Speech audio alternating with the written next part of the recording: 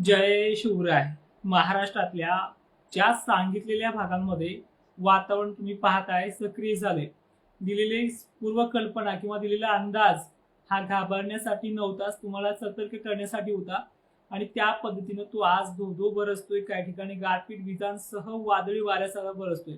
30% भाग त्याने आतापर्यंत कव्हर अप केला सुद्धा आहे. पुण्यापासून नाशिक पासून ते जळगाव पर्यंत आणि इकडे पुण्याचा इंदापूर बारामती शहरापासून ते छत्रपती संभाजीनगर पासून ते अकोला अमरावती पर्यंत त्यांनी वेढा मारलेला आहे. बुलढाण्यातही छत्रपती संभाजीनगरातही अनेक ठिकाणी वादळी पावसाचे तडाखे बसले. तर पुढे हा पाऊस कुठे जाणार आहे? जे भाग सोडलेत त्या भागांना परत तडाखे आहेत का, किंवा ज्या भागांमध्ये पावसाचं वातावरण अजूनही बनलं नाही त्या भागात जाईल का? तर ही गोष्ट लक्षात ठेवा की नागपूर जिल्हा उत्तरेकडील भागांना सुद्धा गारपिटीची भीती आजही आहे. जे मागच्या व्हिडिओमध्ये पण बोलले, आठवड्यापासून 15 दिवसापासून सातत्यानं सांगत आलोय.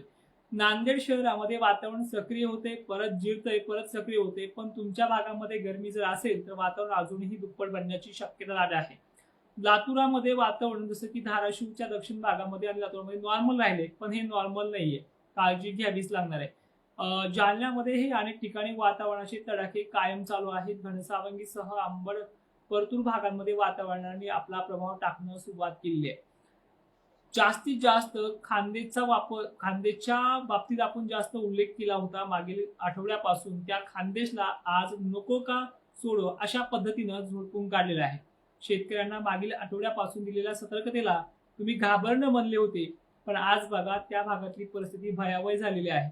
जनावरांना सुरक्षित ठिकाणी हलवण्याऐवजी त्या गोष्टीला तुम्ही हसले होते, ती गोष्ट आज सत्यामध्ये पुन्हा एकदा वर्तवण्यात आलेली आहे. आणि बघा आता पुढे काय होते. 31 तारखेला सुद्धा वातावरण ऍक्टिव्ह आहे, पण आजची एवढी पर्सेंटेज नाहीये. 1 तारखेला आणि 2 तारखेला पुन्हा असंच भयानक वातावरण सक्रिय होते. त्याबद्दलही लाईव्ह मध्ये आपण बोलणारच आहोत. पण पहिले आज मध्यरात्रीपर्यंत कुठपर्यंत ही वातावरणाची मजल आहे हे पहिले क्लिअर करूयात.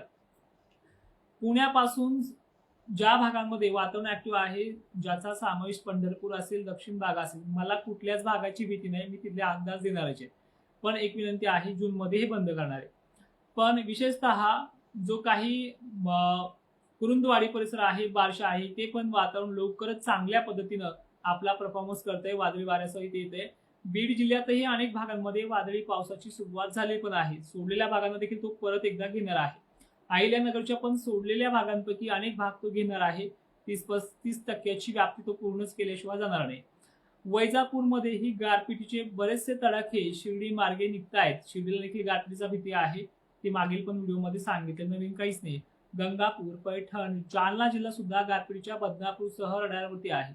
बदनापूरकरांना विनंती आहे, दक्षिण भाग तुमचा अनेक भागांमध्ये अशा प्रकारे कोणत्याही टायमिंगला ऍक्टिव्ह राहू शकतो. सध्या सुद्धा वातावरण लाईव्हच्या क्षणाला ऍक्टिव्ह झालेलं आहे.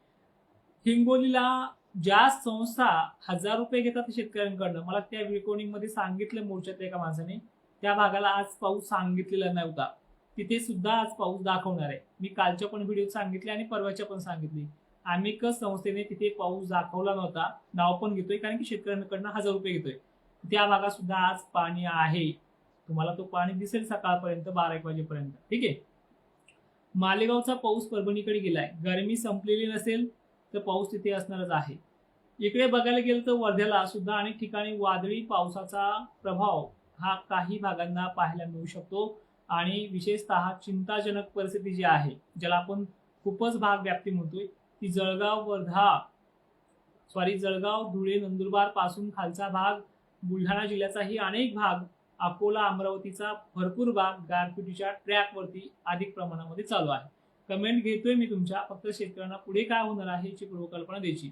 ज्यांना पाऊस पडून गेलाय, जो भाग मराठवाड्याचा असेल, विदर्भाचा असेल, आमच्या आजूबाजूने गेलाय, वातावरण निवळले, असं काहीच नाही. त्या भागातही पाऊस ऍक्टिव्ह असणार आहे. ठीक आहे. तर परिस्थिती बघा अशी चिंताजनक महाराष्ट्राची राहिलेली आहे. तर आता काही कमेंट असतील तर कमेंट मोजक्या प्रमाणात घेईल. आणि शेतकऱ्यांनो, मला ऍप्लिकेशनचा लाईव्ह घ्यायचा आहे, त्यामुळे मी ते थांबण्याचा प्रयत्न देखील करेल. पंढरपूरला देखील परिस्थिती आहे. कासेगावला, अक्कलकोटला सहसा परिस्थिती पहिले की नॉर्मल नाहीये. ऍप्लिकेशनचा लाईव्ह आहे दिनेश, लगेच लाईव्ह घेणार मी. हा लाईव्ह बंद करतोय.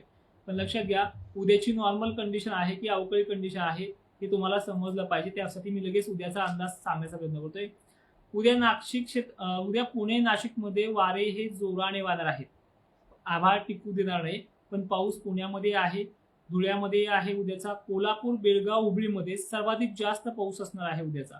उद्या सोलापूर, धाराशिव जे काही भागात कमी दिसत आहेत ऊन वगैरे तिथे पाहायला मिळते चांदण्या पडलेला, तिथे उद्या पाऊस आहे 31 तारखेचा.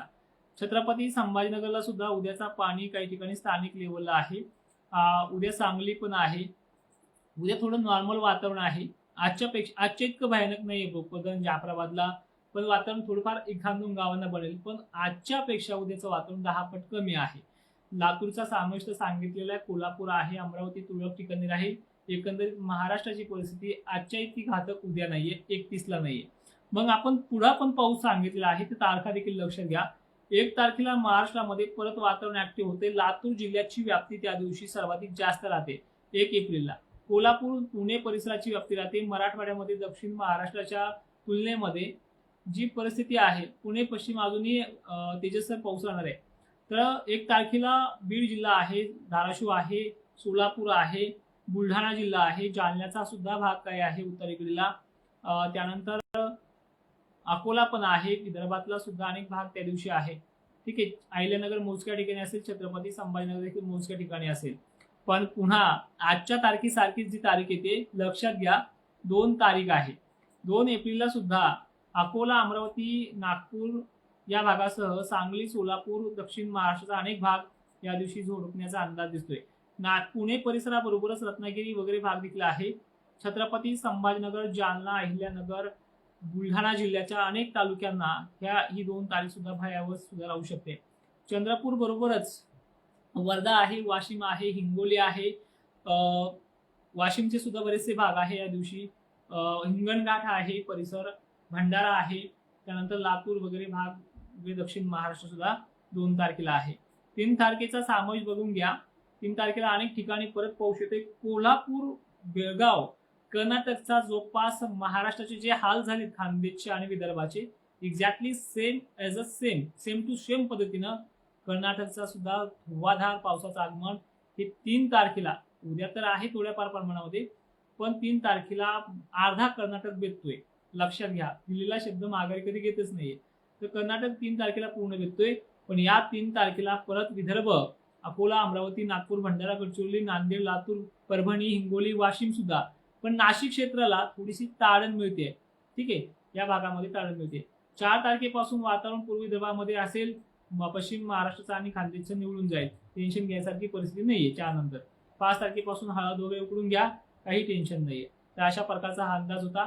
सगळ्यांना विनंती आहे, ऍप्लिकेशनला मी भलेही चार्जेस लावले असेल दक्षिण महाराष्ट्रामध्ये, बारीक सारीक माहिती मी देतोय. एका हॉटेलच्या एका थाळीमध्ये वर्षभर तुम्ही अंदाज पाहू शकता, एवढाच खर्च ठेवलेला आहे, बाकी काही नाही. माझं त्याच्यामधनं खूपच भलं होणार आहे. तुम्हाला कोणाला जर पोटात दुखत असेल तर अजिबात त्या ऍप्लिकेशनचा घेऊ नका. झालेल्या मोर्चामुळे हा निर्णय घेतलेला आहे, त्यांनी दिलेल्या सल्ल्यामुळे घेतला आहे. 4-2 कमेंट घेईन आणि लगेच ऍप्लिकेशनच्या लाईव्ह येईल. गंगापूर आहे, परतुला सुद्धा चालू होणार आहे लगेच काही तासामध्ये. वातावरण 4 तारखेपर्यंत आहे. परभणी जिल्हा गंगाखेड भरून आभाळ भरून आले, पाऊस पण चालू आहे, थंड वातावरण सुद्धा काही ठिकाणी आहे. तर पाऊस होणार आहे तुमच्या भागामध्ये. तर दक्षिण लातूरला सुद्धा औसा, निलंगा पट्ट्यामध्ये तुम्हाला मी तारीख किती सांगितली ती 1-2ला जास्त आहे, आज मोजक्या ठिकाणी होऊन जाईल. 2 आणि 3 जास्त आहे तुम्हाला निलंगा पट्ट्यामध्ये. परभणी, पाथरी परिसरात झालाय काही ठिकाणी, आभाळ येऊन गेले, पण एकदा अजून सुद्धा आभाळ आहे, पाऊस चालू असणार काही ठिकाणी, अजून रात्रीपर्यंत देखील पाऊस आहे. ठीक आहे, परभणीच्या कमेंट कमी करा, आता मिळाली माहिती. अजून कोणाच्या कमेंट बाकी आहेत? जय शिवराय, निलाल राजपूत सर, सांगितल्याप्रमाणे तुमच्या भागात पाऊस झालेला असेल. लातूर दक्षिण भागामध्ये 1 आणि 1, 2, 3 ह्या तिन्ही तारखा मोठ्या आहेत, 2-3 जास्त आहे. आणि तुमच्या भागामध्ये उद्या सुद्धा काही ठिकाणी पाऊस आहे निलंग्या पट्ट्यामध्ये. ज्यावेळेस उत्तर भागाचा जास्त समावेश होतोय त्यावेळेस दक्षिण भागाचा कमी असतो. ठीक आहे,